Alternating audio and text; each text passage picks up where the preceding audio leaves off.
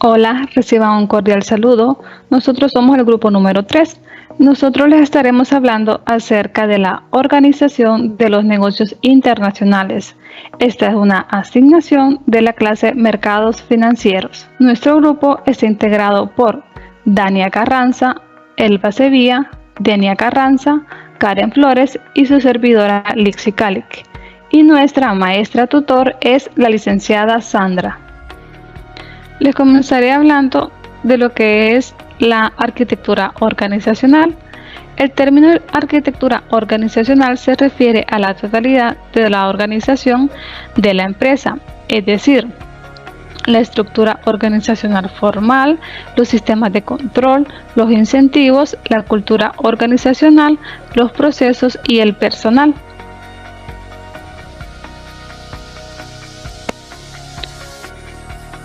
Luego tenemos lo que es la estructura organizacional, que se considera que la estructura organizacional consta de 3 dimensiones. La número 1 es diferenciación vertical, que se refiere a las responsabilidades de toma de decisiones dentro de la estructura, es decir, la diferenciación vertical de una empresa determina dónde se concentra el poder de decisión en su estructura jerárquica. Bueno, aquí es donde se da lo que es la centralización y descentralización, dos términos que se refieren a dos modelos de administración y control de la autoridad que se contraponen.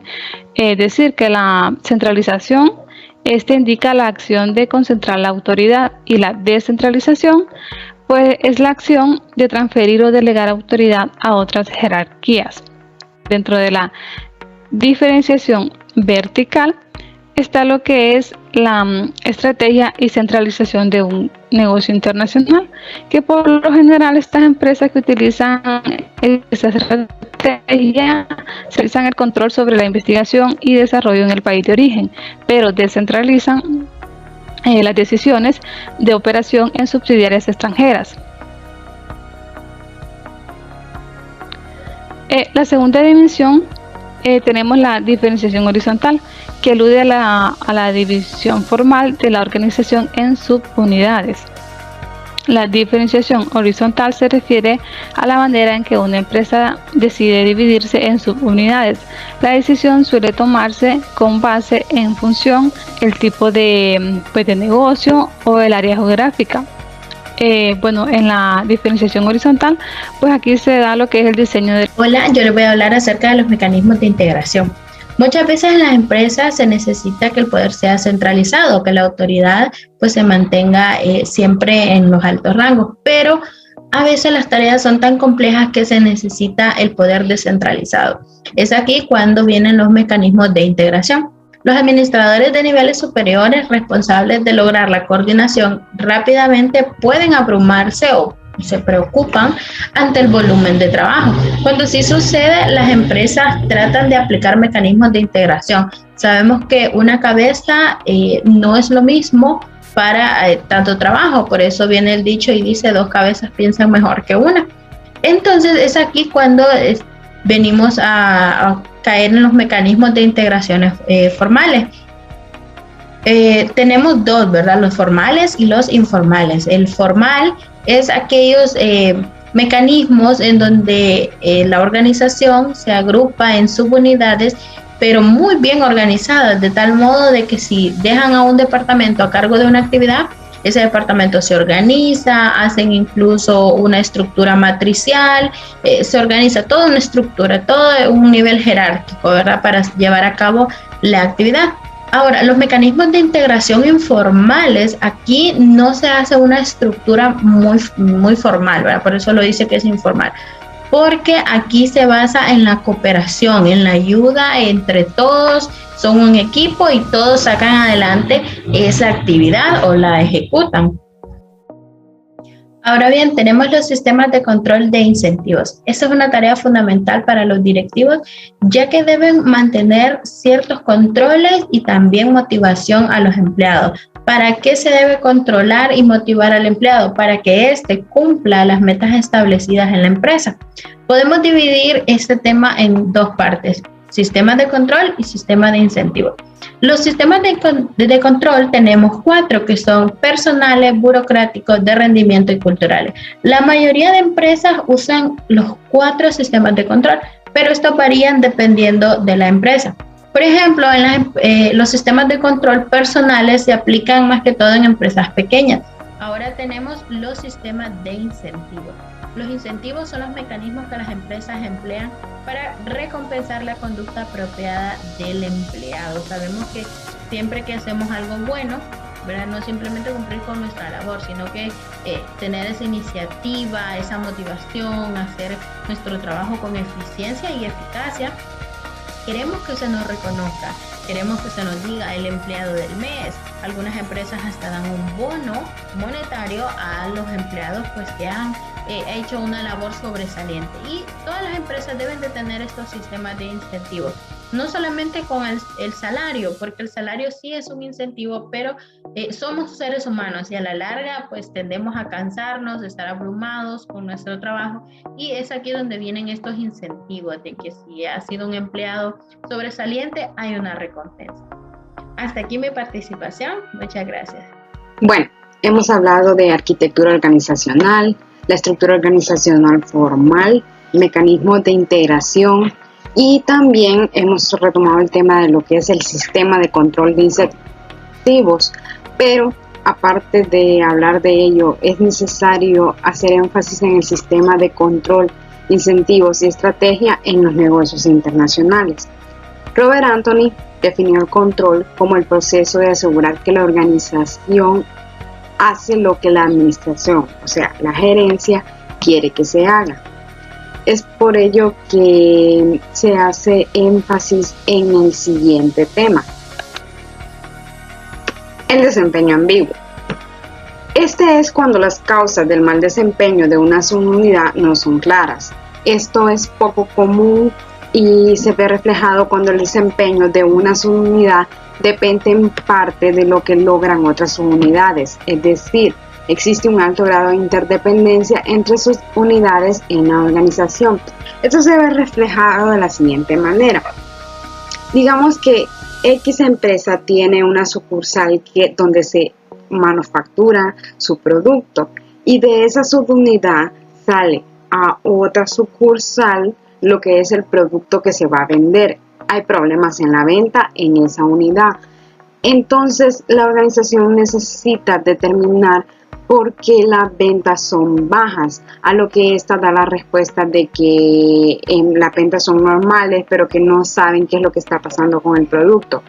Una de dos: o depende de la calidad con que se esté manufacturando, o en sí del departamento de ventas de dicha sucursal. Entonces en este caso se debe hacer una investigación a fondo, por lo que las causas del desempeño no son muy claras, y esto hace que la organización se adentre a varios costos con lo que respecta al control. Una vez definido lo que es el desempeño ambiguo, pasamos a definir lo que es la estrategia, interdependencia y ambigüedad en lo que es los negocios internacionales. La estrategia de una compañía se define como las acciones que toman los administradores para alcanzar objetivos de la compañía. Cuando nos dedicamos a los negocios internacionales, no podemos utilizar las mismas estrategias que utilizamos en una localidad pequeña. Ya tenemos que empezar a idealizar de manera grande, enfocarnos en lo que es la cultura, saber cuáles son las costumbres de la cultura. Diversos factores influyen en una cultura para que ésta adquiera un producto. Además, cabe resaltar que cuando hablamos de negocios internacionales, de cierta manera, la interdependencia se encuentra presente, y esta es una dinámica entre dos o más sujetos o elementos que están vinculados en una relación de dependencia recíproca y beneficio mutuo. ¿Qué quiere decir eso? La interdependencia genera un beneficio mutuo, o sea, ambas partes tienen beneficios en esa relación. Otro punto importante son los procesos. Los procesos eficientes y eficaces disminuyen los costos de creación de valor y añaden un valor adicional al producto. razón por la cual las empresas hoy en día buscan enfocarse a la gestión basada en procesos. ¿Qué quiere decir esto? Es necesario que la empresa se plantee objetivos y metas y luego, una vez enfocados cada uno de los objetivos, saber qué es lo que quiere hacer y hacia dónde quiere dirigirse, ya que todas aquellas partes que se vean involucradas dentro de estos objetivos tienen que trabajar en conjunto y de manera organizada, logrando así una gestión basada en procesos. Hola, buenas. Yo les voy a estar hablando sobre organización y desempeño de los negocios internacionales. Con frecuencia los autores de conceptos relacionados con la administración hablan sobre cultura sólida. El libro nos presenta un ejemplo de Lincoln Electric, que es un panorama administrativo. Es un ejemplo de una empresa de cultura sólida. Ahora bien, sólida no necesariamente significa una cultura buena. Puede ser sólida, pero también puede ser mala. Cuando decimos cultura sólida nos referimos a los valores que tienen cada una de las compañías, sus principios que van ejecutando los colaboradores y que forman el comportamiento diario. Una cultura sólida puede ser beneficiosa en determinados momentos si se fomenta un alto desempeño, pero inapropiado en otros. La cualidad de una estructura en sí depende mucho del contexto o situación que se esté pasando como organización. Bueno, ahora les voy a estar hablando sobre síntesis de estrategia y estructura. Existen 4 estrategias básicas que pueden aplicar en empresas multinacionales, que son de localización internacional, global y transnacional. Cuando hablamos de estrategia de localización nos referimos a las empresas que adoptan una estrategia de localización que se enfoca en la sensibilidad local. Es decir, que muestra que tales empresas tienden a operar con una estructura mundial por área, dentro de las cuales las decisiones operativas descentralizan y quedan a manos de subsidiarias autónomas. Como segunda estrategia está la estrategia internacional. Estas son las empresas que adoptan una estrategia internacional que crean valor mediante transferencias de competencias básicas de cada país de origen a las subsidiarias en el extranjero. Si son diversas como la mayoría de las empresas, operan una estructura de división mundial de productos. La tercera estrategia es de estandarización global. Las empresas que adoptan estas estrategias se centran en la construcción de las economías de localización y la curva de experiencia. En general, tales empresas se encuentran más centralizadas que la mayoría de las empresas multinacionales. Bueno, esto ha sido toda mi parte. Los dejo con mi compañera que les va a seguir hablando sobre el tema. Hola a todos, muy buenas. Mi nombre es Denia Carranza y les estaré hablando acerca de diversos temas, entre ellos la estrategia transnacional. Se dice que las empresas que adoptan una estrategia transnacional se enfocan en el logro simultáneo de economías de localización y de curva exponencial, sensibilidad y aprendizaje mundial. Esas empresas tienden a operar con estructuras matriarcales y en las que tanto las divisiones de productos como las áreas tienen una influencia importante en las necesidades de coordinación, una cadena de valor mundialmente dispersa y de transferir las capacidades básicas creadas pensiones para la centralización de algunas decisiones operativas, en especial la producción, investigación y desarrollo. Al mismo tiempo, las necesidades de ser localmente sensibles crea presiones para descentralizar otras decisiones operativas a las operaciones nacionales, en especial si se habla de marketing. También les estaré hablando acerca de lo que es el entorno, estrategia, estructura y desempeño. En primer lugar, la estrategia de la empresa debe ser consciente con el entorno que opera. En segundo lugar, la estructura organizacional debe ser congruente con la estrategia. Si la estrategia no es consciente con el entorno, es probable que la empresa experimente problemas significativos de desempeño. Si la estructura no es congruente con la estrategia, quizás también experimente problemas de desempeño. Por lo tanto, una empresa debe buscar la consistencia entre su entorno, su estrategia, su cultura organizacional y su sistema de control. Ahora bien, les hablaré acerca de lo que es el cambio organizacional.